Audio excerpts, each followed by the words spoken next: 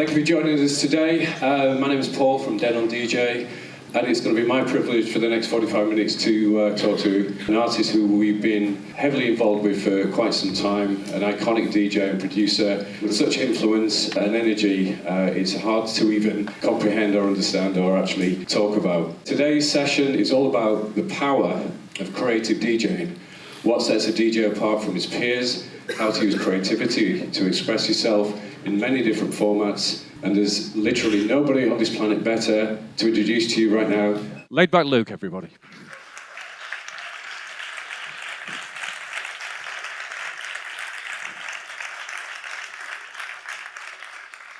Wow, what an intro. I should bring you to my shows, actually.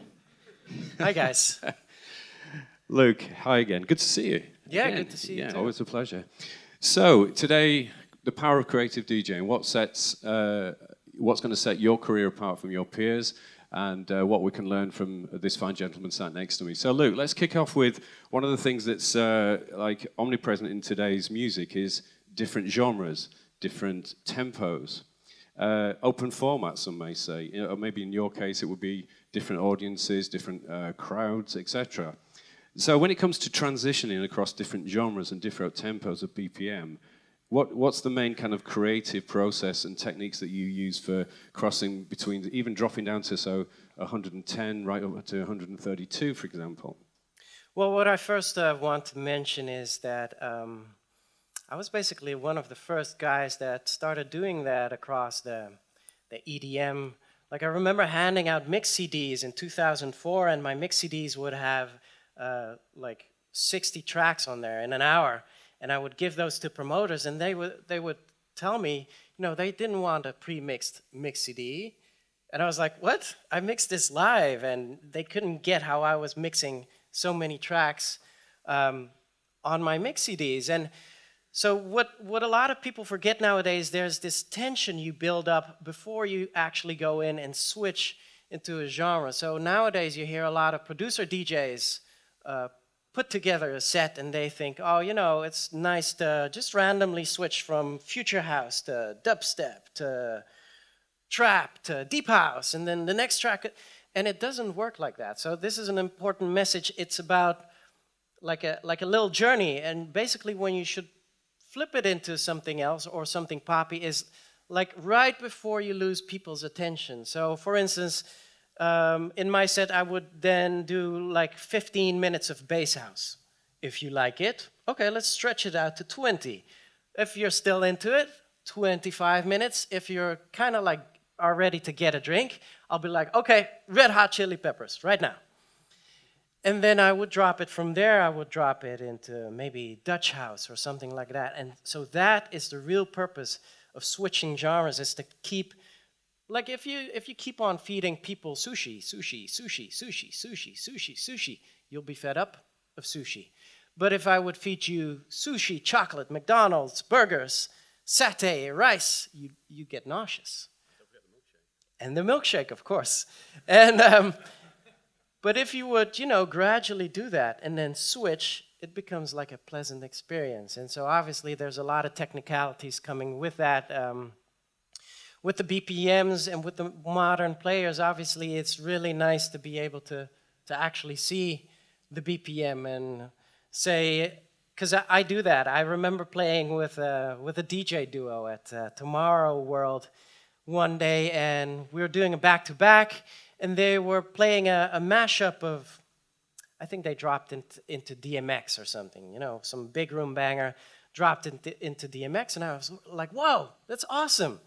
Let's play some hip-hop. So I mixed in Fat Joe, Lean Back, and yeah, we were grooving behind the booth, and everything was great. And they were like, so Luke, when is the drop coming? And I'm like, drop? This is the original, bro. Good luck. And so how do you save yourself out of that? I obviously have tons of methods for that. Cool, and that kind of segues into the next kind of question is, short DJ sets. Sometimes you've got literally, I don't know, you may have a 45-minute set, shorter, or an hour, and you have to, you know, maintain pure energy constantly. So, you know, short DJ sets, fast mixing. Can we discuss the Laidback Luke approach to that? Yeah. Well, to be honest, it doesn't matter for me if I mix 2 hours or 2.5 or an hour. I'll always mix fast because I'm just bored like really quickly.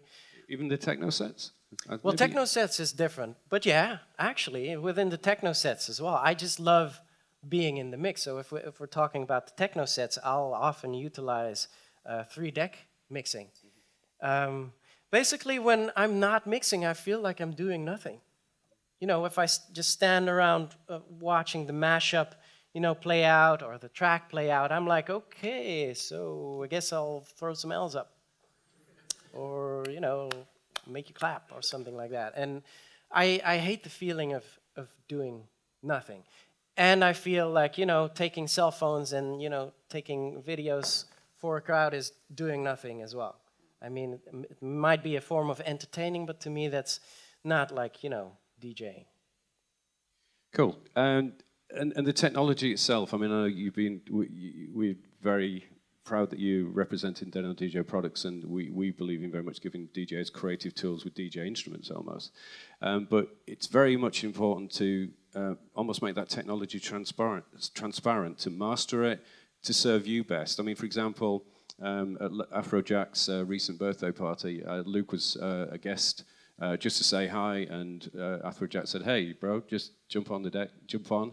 And there was like this much space in the DJ booth, and Luke just leapt on with one SC5000, operating dual layers, and rocked to 10,000 people. So that's mastering the technology. Yeah, I mean, you say Afrojack's birthday party as if it was in his living room, but this was in a stadium, actually. So it's a very big birthday party. A lot of guests. Yeah, he has a lot of friends, I guess. And so, yeah, I came in with, we only had one player. Yeah. And I was doing the mixing because of the dual layer, and this is amazing, you know? It's such a leap into current technology.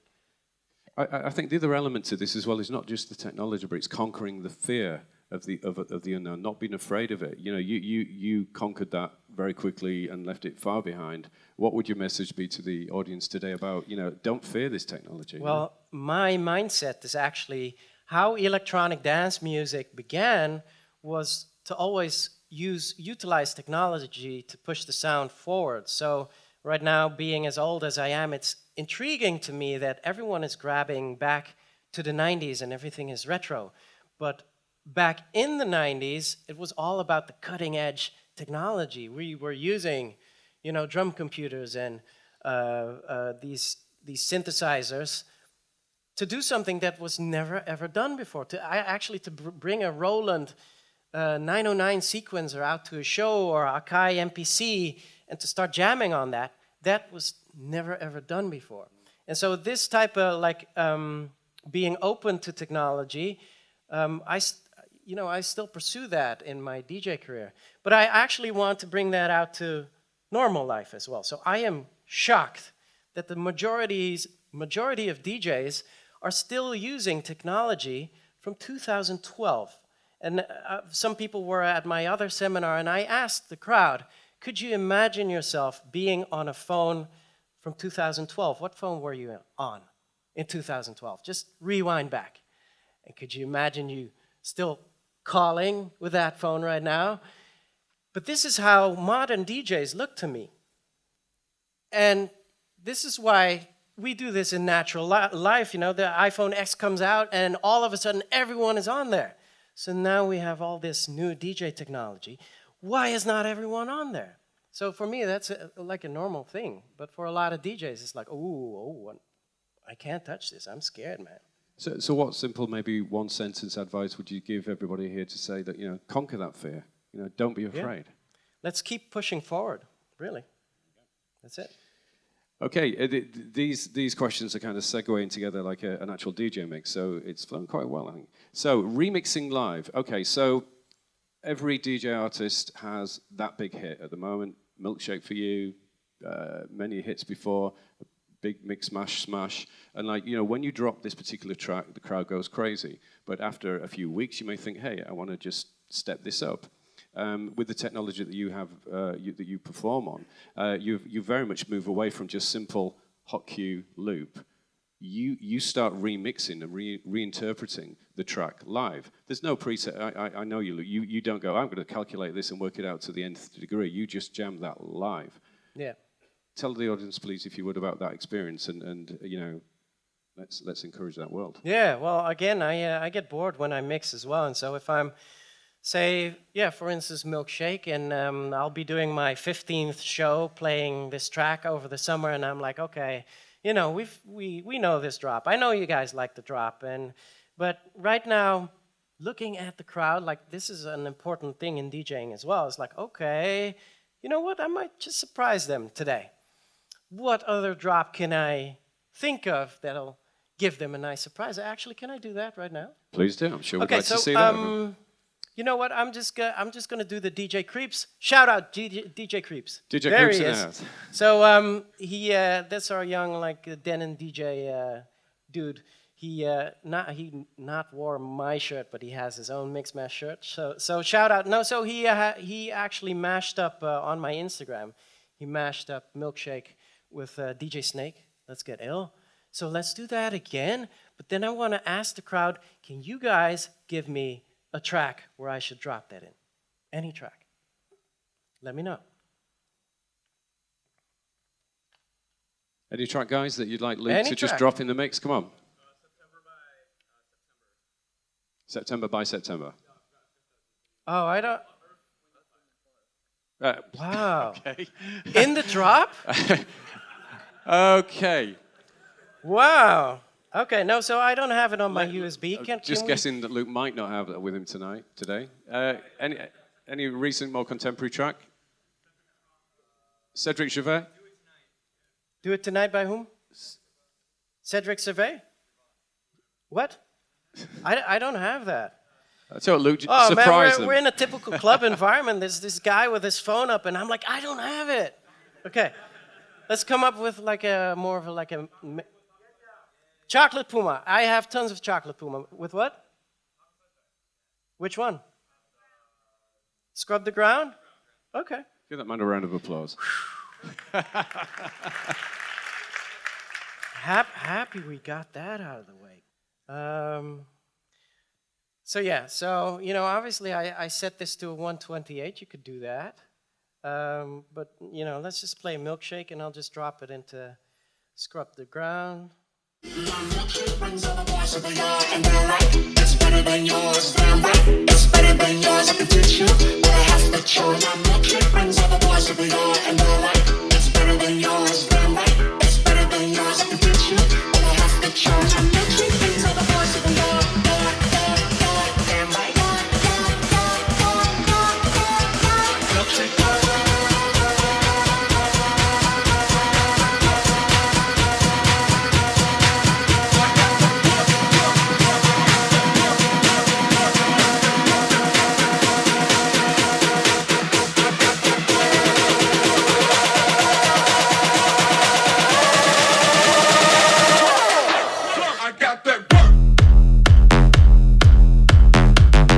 Wait, I'm not there yet.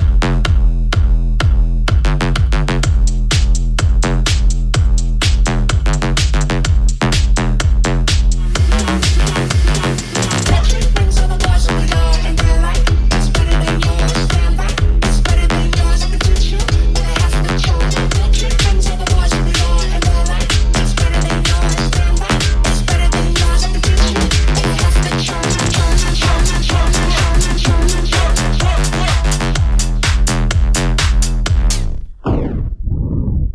Boom.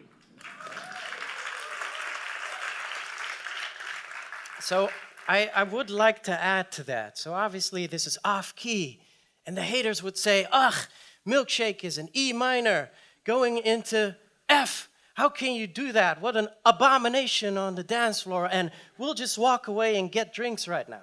So on the dance floor, like obviously for a radio show when you're like in your car and something goes like this, and maybe there's strings or like an organ, and you can clearly hear the sound clashing. Yeah, that would not be a great idea, but obviously Scrub the Ground is just like boom right there, and you know the Milkshake vocal kind of fits like on there. And so if if this was the case, say if Milkshake would have been like, you know, B minor, or and I would hear that, obviously I wouldn't do the second time around in the mashup. On a dance floor, the most important thing is dance floor energy. Like the crowd won't be at a festival thinking, I'm hearing an F right now. This is E. What, you know what? I'm not going to dance right now. I'm just going to wait until. So, FYI. Okay, Luke, using effects to enhance the mix, you will transition between tracks. As you just fired through those two tracks there, you will use effects very creatively to go beyond normal, okay, bit of reverb. You make the effects part of the whole experience. It's like you are weaving it into the original audio itself. Could we just elaborate a few effects tricks that work for you in the live scenario, how you use those? Well, it's a tricky thing. So if you're a fan of effects, you can easily overdo it. So I usually just use the effects to either create extra energy in the climax, or use it when, sometimes in my techno sets, when it just goes on for like, 1 minute or 2 minutes, to break it up a little. And essentially the basics of the effects in DJ mixing is taking out the bass, right? And then put the bass back again. And it's like, whoa, everyone starts dancing again. It's the same track, but... So it's that kind of mindset I have with any effects I use. And obviously I love my little hall echo effects that Denon gave me. It's the hall with the double L's like this, hall echo, which I use for climaxes. And with the can I just show that or no? I'm sure we'd love to hear that as well. Okay. Let's go. So the hall effects, what I love about it is that it's just an extra climax. I'll just shamelessly promote my my latest track again. So mind you, this is an infinity reverb. I'll let you hear the effects first. It's better than yours.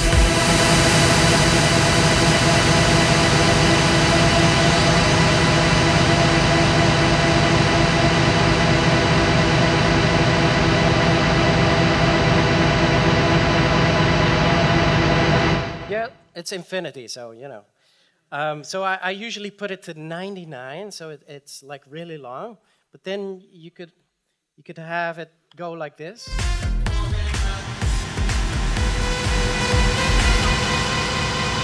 And you could adjust the frequency on it as well.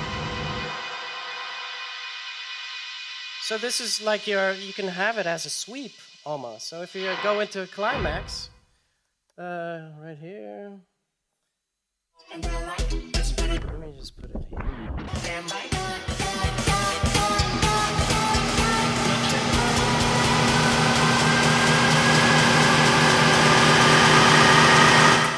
It's better than yours.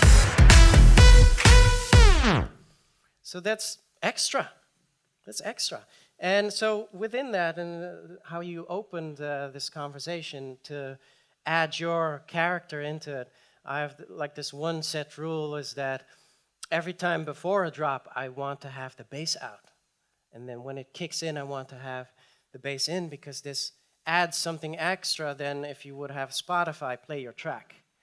Because Spotify can't do that. So now with the added effects as well, I will do that because you can't hear that on Spotify. And that's my personal touch to that mix. I'd like to do a bit of shameless promotion for your YouTube channel. I would imagine most of you have seen this series, but if you haven't, just Google the words "In My Mind," Laidback Luke. Luke has a series of videos which show live performances, what he's thinking in words. Invaluable, awesome series. Thank you. Okay, let's just move slightly away from the technology, the technique, and look at you're a globally traveled DJ producer. You deal with many different crowds across many different continents. You know, the mistake could be made by a less experienced DJ to go into a certain territory and play something that would just more than send them to the bar, they would leave the venue. Could we just touch on how you how that skill developed for you, obviously through travel, but recognizing that you can't play this to this crowd and you can play this, some experiences, and maybe what hints and tips would help them prepare for that kind of problem. So one of the most important things that is left out in DJing right now, and I posted it up on my Instagram as well, someone like A-Track talking about it, is to adapt to a crowd, to feel out the crowd. Nothing is more powerful in DJing than be able to grab a crowd and go on this journey together. And within that, in the very beginning of my career, I would do like live sets. I was promoting, like in 2001, I was promoting my second album, and I had like a live set rig with a set playlist. And I already had DJ experience, and so with this set playlist, I could, maneuver through muting things and everything. So coming out of track 3, track 4 would have been like a track with lesser energy, because I thought we already had the crowd hyped up. So on the spot, I noticed that the crowd wanted to dance harder, more. And I was about to drop it into track number 4, and I knew it wasn't going to fit in that moment. So with the fully prepared sets and everything, if you're in Germany, or if you're in Brazil, or if you're in a small club or at a festival, it doesn't work like that. Because the crowd, the environment, everything is different. And it even has to do with like the tiniest details with how sweaty is the club. How sweaty are the people right now? So if the people are super sweaty and the DJ before you had banged it out, then take the energy level a little bit down. Let them have a breather before you take it back up again. Within a festival situation as well, say you would have prepped this set for a sweaty crowd, and you come into a festival at 4 p.m. and the crowd really wants to rage, and you're first taking it down and then back up. It doesn't make any sense. So that's reading the crowd in a nutshell. So for instance, in Brazil, they hate all those Dutch beats. Because that's what their grandparents, their uncles, their aunts listen to. So in Brazil, I've noticed they either like the biggest classic hits, or they like the programming to be very European electro house. Boom, clap, boom, clap, boom, clap. Because that doesn't sound like their folklore music. And so this is a very important thing. So in the Netherlands, our folklore music is very much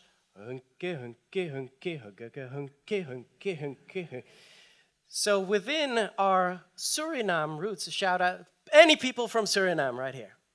Yeah, one. That's probably my manager right here. But within the Suriname roots, and mind you, this is an island in South America. We have a ton of our colored community, most of the time is from Suriname in the Netherlands. DJ Chucky, Sunnery James, Ryan Marciano. Those guys are pushing like those type of beats. And we Dutch people, we love it because it's different then. And you see this in Portugal as well. So I just spoke about Brazil. Portugal is a Portuguese-speaking country. But their folklore music has nothing to do with samba or anything tribal. So the Portuguese love the tribal music. Anything tribal will work in Portugal. For instance, whenever I play in Germany, I play a ton of trap. They love raging to the trap music, festival trap. It's like mosh pits everywhere. But then when I go to the north of England, although Manchester isn't opposed to trap, people from Liverpool will actually stand still on the dance floor if they hear one like dubstep sound or trap sound, because it reminds them of southern England, which is London, which is all about grime, two-step garage and all those type of sounds, and they hate it. So can you imagine me coming with like my prepared set, just coming from Las Vegas? The Americans obviously love trap and, can play all the little whoever's with the face tattoos type of music. Over in Vegas, like a good 35 minutes of all of that, coming back to like Liverpool or Manchester, don't let daddy know, and I'm there like, oh, might just need to stand up the DJ booth and give us some more pyro. But sorry, I'm a little bit of a hater. But no, it does work like that. So everywhere you go, it's different. Just to, for anybody who's starting to DJ internationally, then would it be an idea perhaps to research who are the most popular DJs in certain countries, check out their mixes, and try and understand the global feel from that before they start traveling? Would that be a suggestion, or I would love to encourage young DJs to be able to learn how to watch a crowd. And it's funny, I had this on my Twitter like a year ago. A guy from India asking me, "Hey Luke, how can I get myself on the festival stages?" And he really wanted a short answer from me, but I gave him the long answer, and I said, well, you need to start DJing in your bedroom first. Then you need to start DJing at your uncle and aunt's house. Then you need to start doing some birthday parties. Then maybe, smaller clubs open there first. Then bigger clubs open there first. Then the bigger clubs, maybe a main stage slot or after, and etc. All the way in the end is the festival. And I know a lot of you would love to be like the new Martin Garrix. And, praise Martin Garrix. He has really worked his way up from throwing his own tiny parties and, making that a success and working his way up. But the working his way up part is usually forgotten. And this is where you learn how to adapt to a crowd and, possibly going to this foreign country and playing this foreign crowd for the first time and it not working out. But then the next time you come, it will work out.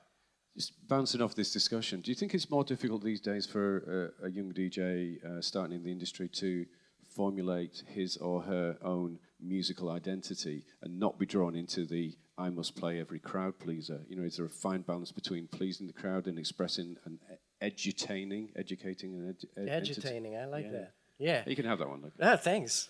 No, I think it's and that's a good sum up. It is about edutaining because it's I have a formula for that. So my formula is I play 50% of what I stand for and what I want. I'll play 50% of what you guys like.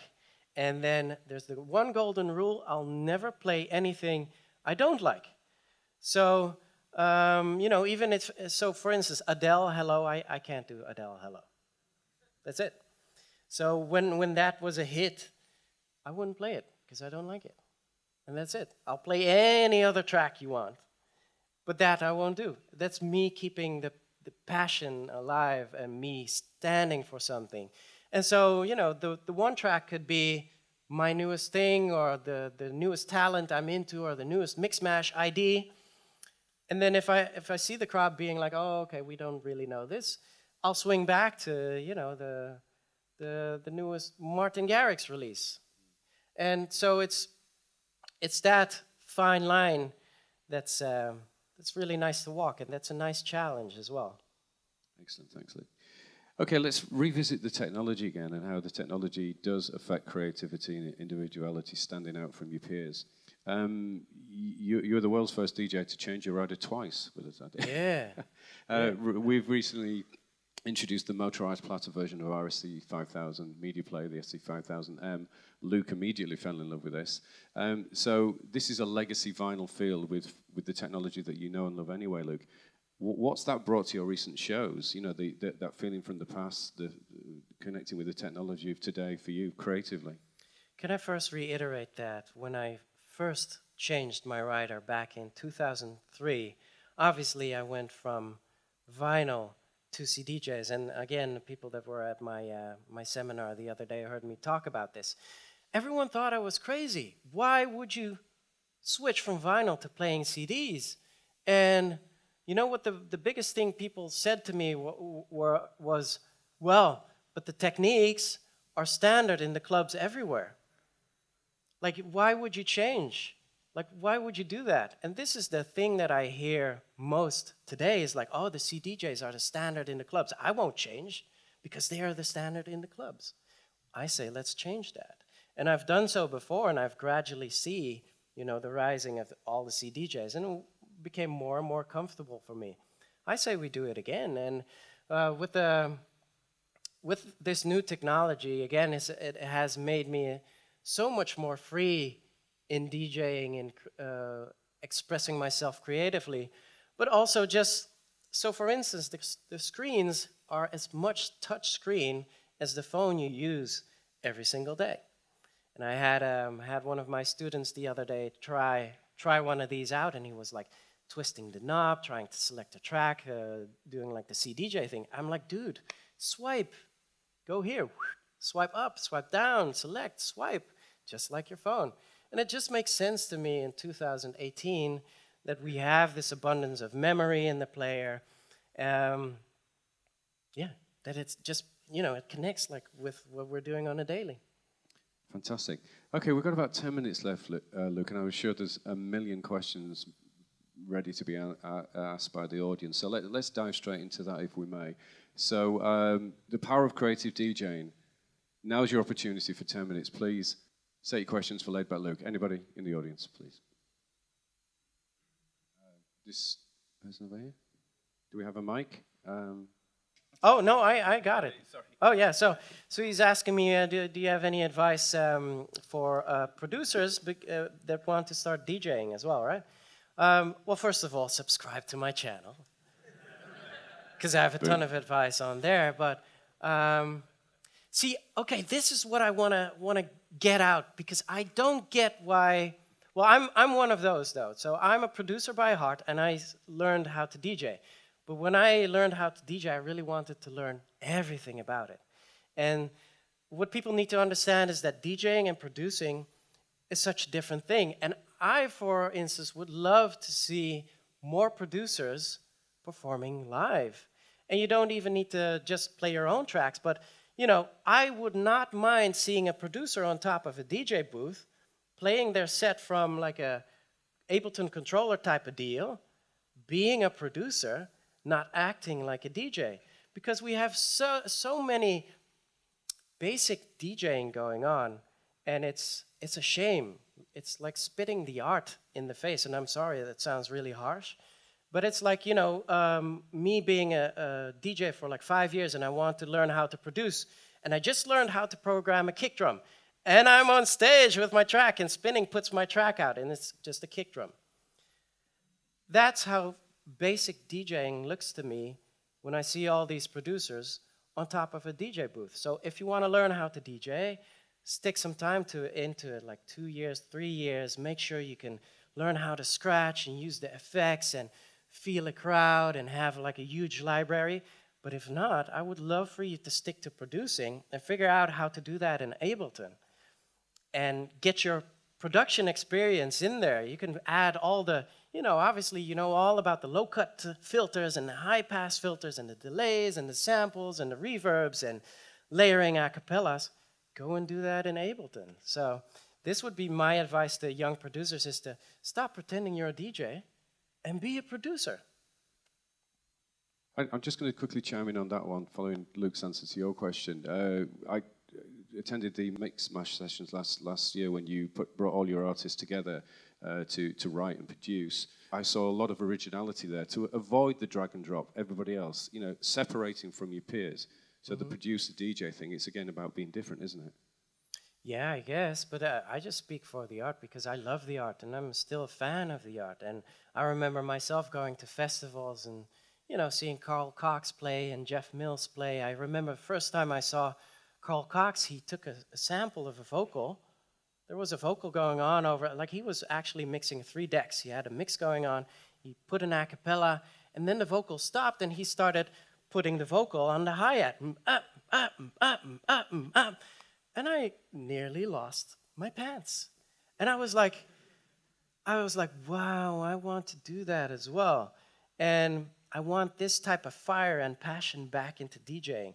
Right now when I walk around at festivals, which I rarely do even, I don't get as excited as that. I want that back. I want to see real DJs on stage blowing my mind. And obviously you don't need to, be the next DMC champion or anything, but anything better than, coming about with like a pre-programmed set and it's all about like the lights and yeah. Okay, next question please from the audience. 5 minutes. Hi. You showed a little bit of the filters and that kind of stuff before. Do you have any favorite filters that you use? Yeah, so it's the dub echo effects. I would love to show that again. So this is one of my signature moves. Is where I just use the dub echo effects for like a little fade that's on the beat still.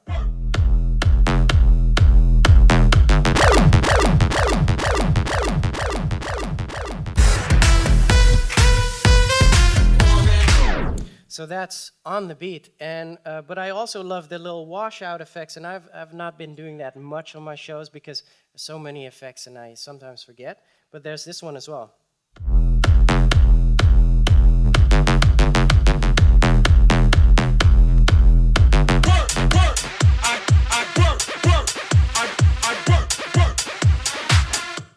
That, so it, you know, it doubles instantly like that. Yeah, and you see, I get real happy from, you know, all this effects and that sort of thing. Cool. Next question, please, guys. Yes, sir. Right in the front of the audience here. Wow, that's crazy. Glad that's padded. Yeah. That's a beer, by the way. Okay. I would say, like, for when you're playing live, obviously, like, I think something a lot of DJs struggle with is switching from maybe higher BPMs to really low BPMs. So, like, what would you suggest would be, like, your favorite ways to, like, maybe go from, like, 140 to, like, 60 or something like that, or 70? 140 to, like, 70 or 80. Well, or, 140 to 70 is really easy. I mean, that's the same, sorry. Yeah. Like, 130, how about, like, 130 to 100? Okay, so obviously I hear the majority of DJs laughing because they get it. For the people that don't get it, 140 you can mix with a 70 BPM because that's, you know, half tempo, right? So that would be easy. But so if I would go from 140 to 60, maybe? Yeah, or like maybe 130 to like 105. Okay, So yeah, something fair. that's like completely different. Yeah, fair enough. So within that, there's the tension span. So what we need to do is to make the 130 track really uninteresting. So first of all, take the bass out. Can I just show it? So I would take the bass out, and then if we would go into like a climax, I would lower the BPM. So first of all, I usually have my my pitch, on a plus 20. So if I have a track that's 130, I could lower it to 99 BPM. So 105 would be great. I'll just dive into my little Moombahton folder right here, since we're doing 105, and I love the Moombahton beats. So this is a 1.8, but I'll just put it on like a 105. And here we go. So this is 130, you said.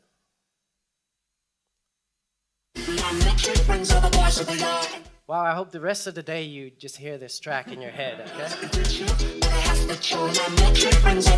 So taking out the bass already. Here comes the climax.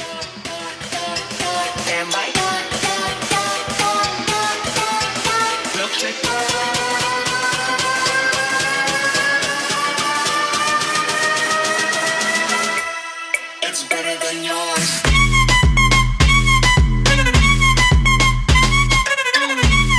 So you just heard. Yes. So, Well, thank you. Hey, this is what I do for a living. You don't need to give me applause. But, so you heard how much the volume was in that Moombahton track coming in, right? You didn't really expect that because it was like, oh, milkshake, okay, take the bass out. But then the Moombahton was like, boom! And that's what you want, to make this uninteresting. And then I often utilize the climaxes to switch BPM because you're often getting fooled by all the like, and you can easily like slow it down or speed it up in the climaxes. cool. We have got 1 minute for one very quick question. I think this young lady down here was going to ask one right behind you. So, being somebody who like travels all around the world and performs shows in many different countries and regions, how long would you say it took you to like learn what regions like certain sounds and what sounds they don't like and things like that? Yeah, it was terrible actually. It took me at least 5 years. And then it varies even, Because I remember playing in Austria, and I know Austria, in the commercial clubs, they love the commercial music, they love the urban music. But one time in Austria, I got booked in like a very cool techno venue. And I didn't know that. And I was playing some tech house, and at a certain point, the crowd looked like, they were not really enjoying themselves. And usually what I do is I'll try and mix in something poppy, for them to, oh, hey, we know this. And so I mixed like the new Black Eyed Peas in there, and I lost 3/4 of the crowd instantly. It was terrible. And so, yeah, lesson learned. And being able to mix very fast is very handy then as well. So, within 15 seconds, I'm able to mix into a new track. I'll just, loop it and, oh, tech house, here we go. So, Luke, just as we wind up, one thought for the audience to take away with them as they walk out the door. Just one thought. Keep the art alive, because it's so beautiful. And I know I sound like an old guy, but in my day, we didn't have Marshmello, and we didn't have Salvatore Ganacci. And although I love Salvatore because he takes the piss out of the EDM DJs, I could see myself like a DJ Creeps here. Stand up for us, please. He's 14 years old. Give it up for Creeps. He's practicing at home. He has his little shows here and there at the local swimming pool and whatnot. But I cannot see him being a fan of Marshmello's DJing. Do you get what I'm saying? So we need those fans of DJing back in order to keep the art of DJing alive. Otherwise, it will just die out and people won't care anymore. So let's keep it alive. And on that note, ladies and gentlemen, Laidback Luke. Thank you. Thank you.